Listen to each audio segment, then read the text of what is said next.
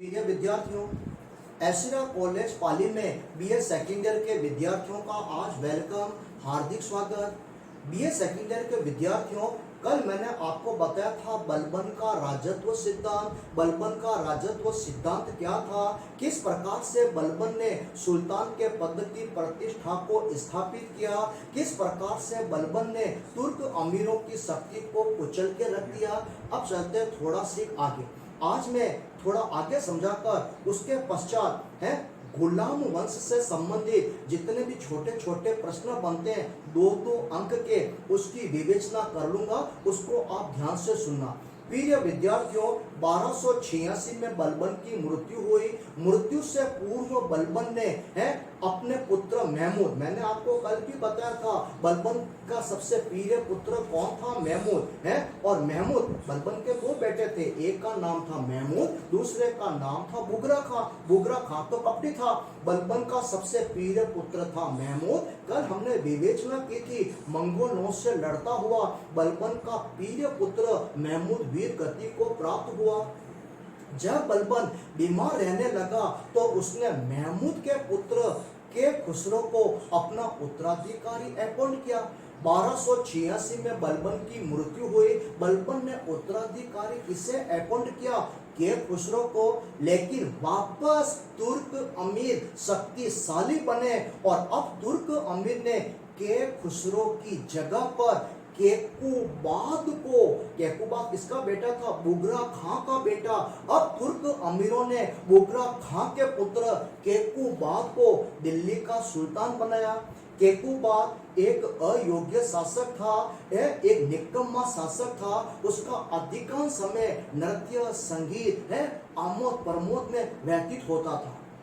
केकुबाद ने शाइस्त खां का दूसरा नाम क्या था, जलालुद्दीन खिलजी। शाइस्त खां का दूसरा नाम क्या था, जलालुद्दीन खिलजी। केकुबाद ने शाइस्त खां को आरिज ए मुमालिक है, आरिज ए मुमालिक अर्थात सैन्य मंत्री के पद पर नियुक्त किया है। अब प्रशासन की वास्तविक बागडोर किसके हाथ में आ गई, शाइस्त खां के हाथों में आ गई। शाइस्त खां को किस पद पर अपॉइंट किया, सैन्य मंत्री के पद पर अपॉइंट किया। केकुबाद ने इतना शराब का सेवन किया, इतना नशा किया कि अंत में उसको शरीर में लकवा मार गया। जैसे उसके शरीर को लकवा मार गया, अब दिल्ली का सुल्तान बनाया गया।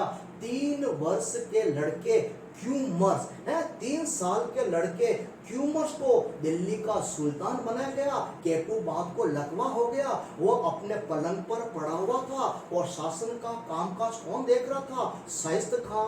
अब शाइस्त खां गया है और केकुबाद लकवे से अपने पलंग पर पड़ा था है। वो शाइस्त खां चादर लेकर गया तो केकुबाद ने कहा क्या कर रहे हो, ये क्या कर रहे हो। शाइस्त खां ने कहा कुछ नहीं कर रहा हूँ। शाइस्त खां ने केकुबाद को लपेटा चादर के अंदर, बढ़िया फर्स्ट क्लास चादर के अंदर लपेटा। उसके सैनिक केकुबाद को चादर में लपेट के बाहर ले गए और दिल्ली के बाहर यमुना नदी में चादर को फेंका। केकुबाद लकवा समेत गया नदी के अंदर। शाइस्त खां आया, 3 साल का लड़का क्यूमर्स दिल्ली का सुल्तान था। शाइस्त खां ने उसे भी ठिकाने लगाया। इस प्रकार 1290 में गुलाम वंश दी एंड, गुलाम वंश समाप्त, ममुलक वंश समाप्त है। तो वापस सुनना, अब मैं छोटे छोटे प्रश्नों की विवेचना करूंगा। गुलाम वंश की स्थापना कब हुई, 1206 में हुई। गुलाम वंश खत्म कब हुआ, 1290 में हुआ। अर्थात ममुलक सुल्तानों ने कितने वर्षों तक शासन किया, 84 वर्षों तक शासन किया। 1206 में स्थापित, 1290 में समाप्त हुआ, 84 वर्षों तक शासन किया है। गुलाम वंश का संस्थापक कौन था, कुतुबुद्दीन ऐबक, और अंतिम सुल्तान कौन था, क्यूमर्स। अब सुनना, प्रश्न संख्या 1, गुलाम वंश की स्थापना कब और किसने की, 1206 में कुतुबुद्दीन ऐबक ने की। अगला प्रश्न, गुलाम वंश के अन्य उपयुक्त नाम क्या है, ममुलक वंश, यामीनी वंश, प्रारंभिक तुर्क सुल्तान। अगला प्रश्न, कुतुबुद्दीन ऐबक द्वारा स्थापित है वंश को गुलाम वंश क्यों कहा जाता है? इसलिए कहा जाता है क्योंकि कुतुबुद्दीन ऐबक पहले स्वयं गुलाम था, इसीलिए उसके द्वारा स्थापित राजवंश को गुलाम वंश कहा जाता है। अगला प्रश्न, मोहम्मद गोरी के किस सेनापति ने बिहार और बंगाल को जीता है? मोहम्मद गोरी के किस सेनापति ने बिहार और बंगाल को जीता? आंसर, मोहम्मद गोरी के दो सेनापति, एक था कुतुबुद्दीन ऐबक जिसने 1206 में गुलाम वंश की स्थापना की, दूसरा सेनापति था मोहम्मद बख्तियार खिलजी जिसने बिहार और बंगाल को जीता। मैंने आपको पहले कहानी बताई है और इसी मोहम्मद बख्तियार खिलजी ने विश्व प्रसिद्ध शिक्षा के केंद्र नालंदा विश्वविद्यालय और विक्रमशिला विश्वविद्यालय को है भ्रमवश है सैनिक शिविर समझकर उन्हें नष्ट कर दिया। यह था मोहम्मद बख्तियार खिलजी है। अगला प्रश्न, कुतुबुद्दीन ऐबक का शासनकाल क्या है? 1206 से 1210। अगला प्रश्न, कुतुब मीनार का निर्माण किसने कराया? कुतुब मीनार का निर्माण कुतुबुद्दीन ऐबक ने अपने प्रसिद्ध गुरु और प्रसिद्ध सूफी संत कुतुबुद्दीन बख्तियार काकी की याद में दिल्ली में कराया और बाद में उसका ऊपर का निर्माण कार्य इल्तुतमिश ने पूरा कराया। अगला प्रश्न, 2.5 दिन का झोपड़ा अजमेर में किसने बनाया? इसे 2.5 दिन का झोपड़ा क्यों कहते हैं? 2.5 दिन का झोपड़ा अजमेर में कुतुबुद्दीन ऐबक ने बनवाया। इस जगह पर पहले विग्रहराज चतुर्थ द्वारा निर्मित एक संस्कृत का विद्यालय था। ऐबक ने संस्कृत विद्यालय कंठाभरण को तुड़वाया, वहां पर एक मस्जिद बनाई, उस मस्जिद को क्या कहते हैं? 2.5 दिन का झोपड़ा। 2.5 दिन का झोपड़े को 2.5 दिन, इस मस्जिद को 2.5 दिन का झोपड़ा क्यों कहते हैं? मार्शल कहता है 2.5 दिनों में बना और अन्य इतिहासकार क्या कहते हैं? क्योंकि यहाँ पर एक सूफी संत पंजाब बाबा का 2.5 दिन का उर्स का मेला लगता है, इसीलिए इसे क्या कहते हैं? 2.5 दिन का झोपड़ा। अगला प्रश्न, कुतुबुद्दीन ऐबक के साम्राज्य की राजधानी कौन सी थी? लाहौर। अगला प्रश्न, भारत में तुर्क सुल्तानों द्वारा निर्मित पहली इमारत या पहली मस्जिद कौन सी है? दिल्ली में स्थित कुव्वत उल इस्लाम मस्जिद। कुतुबुद्दीन ऐबक ने दिल्ली को जीता और इस विजय की खुशी में उसने दिल्ली में कुव्वत उल इस्लाम मस्जिद का निर्माण कराया। अगला प्रश्न, कुतुबुद्दीन ऐबक की मृत्यु कब और कैसे हुई? 1210 राजधानी लाहौर में पोलो चौगान का खेल खेलते समय घोड़े से गिरने से 1210 में कुतुबुद्दीन ऐबक की मृत्यु हो गई। अगला प्रश्न, लाख बख्श की उपाधि दिल्ली के किस सुल्तान को दी गई? क्योंकि कुतुबुद्दीन ऐबक लाखों का दान करता था, इसलिए इतिहासकारों ने उसे लाख बख्श की उपाधि दी और इसकी एक दूसरी उपाधि भी थी, दूसरा हातिम, द्वितीय हातिम। अगला प्रश्न, इल्तुतमिश कहाँ का सूबेदार था? बदायूं का सूबेदार था, बदायूं उत्तर प्रदेश में। अगला प्रश्न, सर्वप्रथम किस सुल्तान ने दिल्ली को भारत की राजधानी बनाई? इल्तुतमिश ने बनाई। अगला प्रश्न, तराइन का तृतीय युद्ध कब और किस किस के बीच में लड़ा गया? तराइन का तृतीय युद्ध 1215-16 ईस्वी में इल्तुतमिश और गजनी के शासक यल्दोज के बीच में लड़ा गया। यल्दोज पराजित हुआ, युद्ध में मारा गया। तो याद रखना, तराइन के 3 युद्ध हुए। तराइन का प्रथम युद्ध 1191, पृथ्वीराज चौहान मोहम्मद गोरी के बीच पृथ्वीराज विजय हुआ। तराइन का दूसरा युद्ध 1192, पृथ्वीराज चौहान मोहम्मद घोरी के बीच मोहम्मद घोरी विजय हुआ। और तीसरा युद्ध हुआ 1215-16 में इल्तुतमिश गजनी के सुल्तान यल्दोज के बीच में, जिसमें इल्तुतमिश विजय हुआ। अगला क्वेश्चन,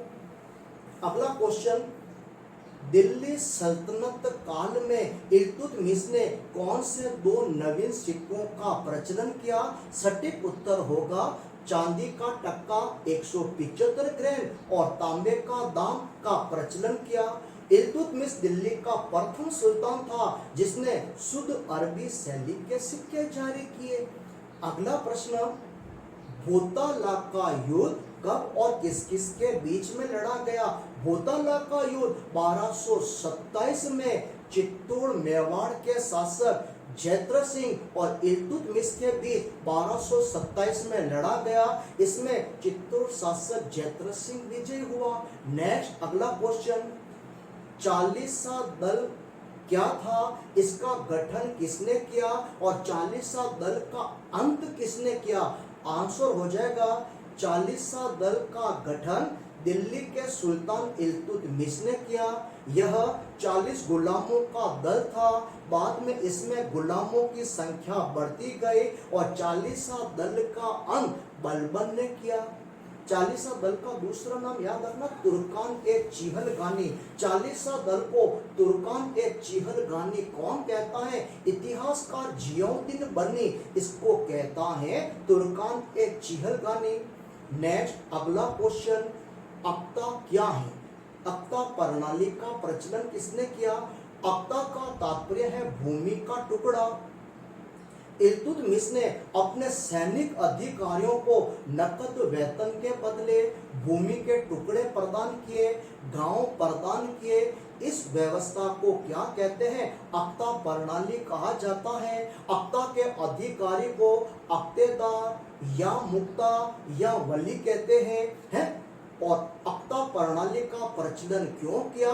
उत्तर भारत में राजपूतों की सामंतवादी व्यवस्था को समाप्त करने के लिए और अपने केंद्रीय प्रशासन को शक्तिशाली बनाने के लिए इल्तुतमिश ने अपने संपूर्ण साम्राज्य को छोटे छोटे अक्तों में डिवाइड किया। वहां पर अक्तेदार, मुक्ता व वली अपॉइंट किए और सारा भारत केंद्रीय प्रशासन से जुड़ गया।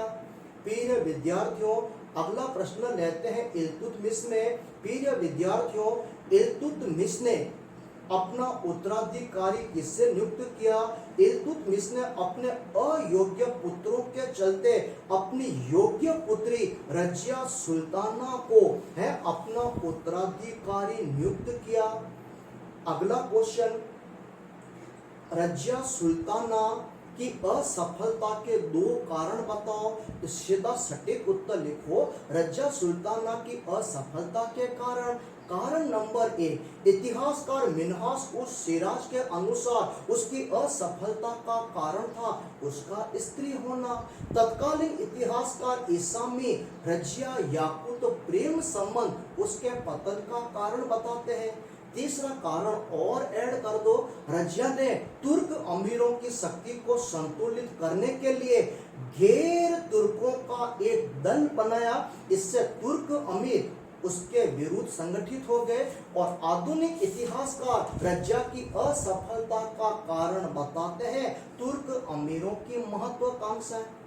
अगला प्रश्न, याकूत कौन था और रजिया ने उसे किस पद पर नियुक्त किया?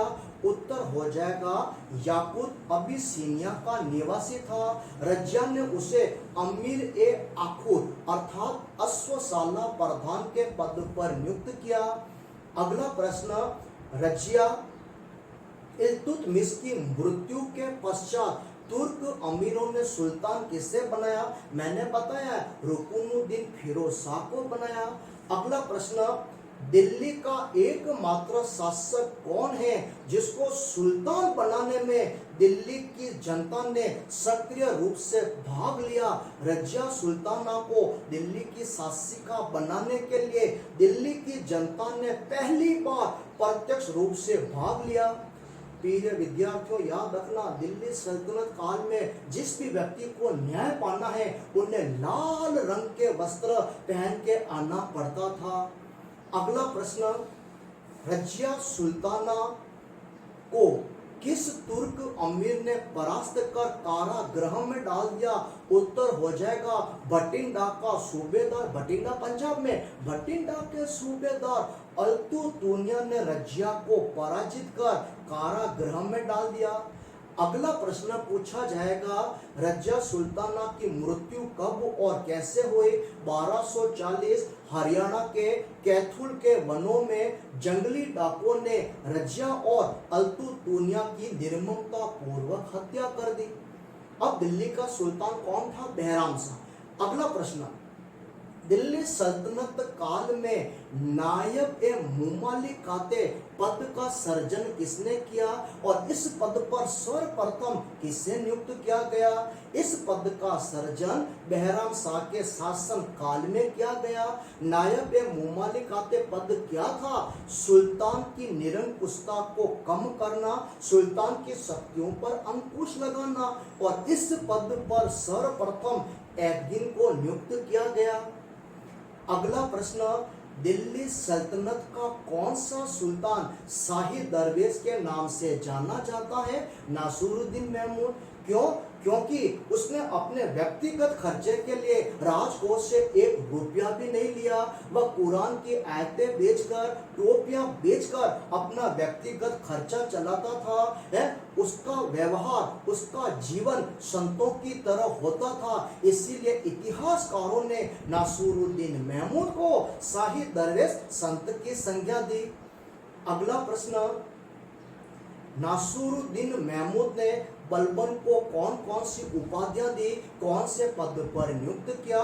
उल्लुग खां की उपाधि दी और नायब ए मुमालिकाते पद पर नियुक्त किया। अगला प्रश्न, दिल्ली सल्तनत काल में प्रथम भारतीय मुसलमान कौन है जिसने सत्ता को हथियाने का प्रयास किया? उत्तर हो जाएगा रेहान। मैंने आपको पहले भी बताया, रेहान भारतीय मुसलमान था।